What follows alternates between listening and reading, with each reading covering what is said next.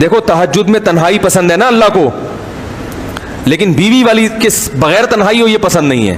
حدیث میں آتا ہے اللہ اس شخص کو دیکھ کے ہنستے ہیں جو رات کو آخری حصے میں خود بھی اٹھتا ہے اور اپنی بیوی کو اٹھاتا ہے، وہ نہ اٹھے تو غالباً پانی کی چھینٹیں مارنے گئے نا، پانی کی چھینٹیں مار کے اس کو اٹھاتا ہے اور وہ دونوں ساتھ مصلے پہ کھڑے ہو کر نماز پڑھتے ہیں. اور اس عورت کی کو بھی دیکھ کر اللہ ہنستے ہیں. یہ ہنسنا کنایا، بہت زیادہ خوش ہوتے ہیں کہ جو تہجد کے لیے اٹھتی ہے اس کا میاں پڑا ہوا ہے تو وہ اس کو بھی اٹھاتی ہے، وہ نہیں اٹھے تو پانی کی چھینٹیں مار کے اٹھاتی ہے اور وہ دونوں مصلے پہ کھڑے ہو کر نماز پڑھ. حالانکہ تہجد میں تو تنہائی مطلوب ہے نا، اکیلے ہوں، لیکن یہاں جہاں سب سے زیادہ تنہائی چاہیے وہاں بھی اللہ کہہ رہے ہیں بیگم کیا ہونی چاہیے؟ ساتھ.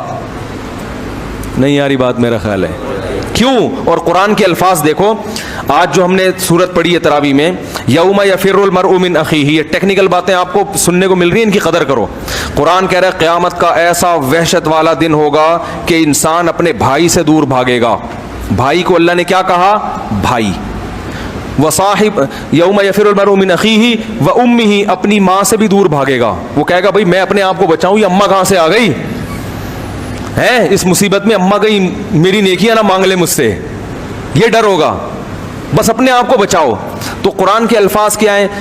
یوم یفر المرء من اخیہ، انسان اپنے بھائی سے دور بھاگے گا، وامہ، اپنی ماں سے دور بھاگے گا، وابیہ، اپنے باپ سے دور بھاگے گا، وصاحبتہ، یہاں بیوی نہیں کہا بیوی سے بلکہ اس سے جس کے ساتھ یہ رہا کرتا تھا.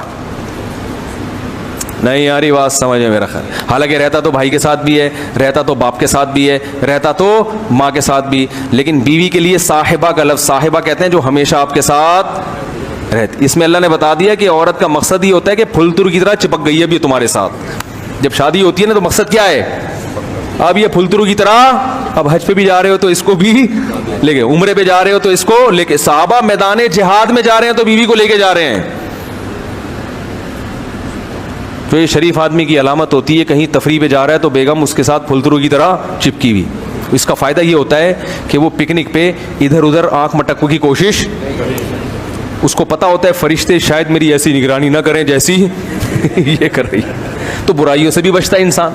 اور سفر میں جانے کے بعد انسان میں جو خواہش پیدا ہوتی ہے، شہوت پیدا ہوتی ہے گھر سے دوری کی وجہ سے، اس کے ناجائز طرف جانے کے امکانات بڑھ جاتے ہیں، کیونکہ بیگم تو ہے نہیں. اور خطرہ اس لیے بھی ہوتا ہے کہ کوئی پوچھنے والا بھی نہیں ہے. اپنے شہر میں، اپنے ملک میں تو آدمی برائی کرتے ہوئے ڈرتا ہے نا کہ پکڑا جاؤں گا، لوگ بولیں گے تو یہاں کیا کر رہا ہے بھائی، تو وہی ہے نا جو ادھر رہتا ہے، گولے گھنٹے کی دکان کے ساتھ رہتا ہے، تو پکڑ لیتے ہیں. کسی اور ملک میں کون، کس کو کیا پتا کون ہے، تو زنا کی طرف جانے کے امکانات کیا ہوتے ہیں. تو وہاں بیگم اگر ساتھ ہوگی تو نگرانی بھی ٹائٹ والی ہوگی. ویسے فرشتے زیادہ نگرانی کرتے ہیں. ایک میں مثال دے رہا تھا.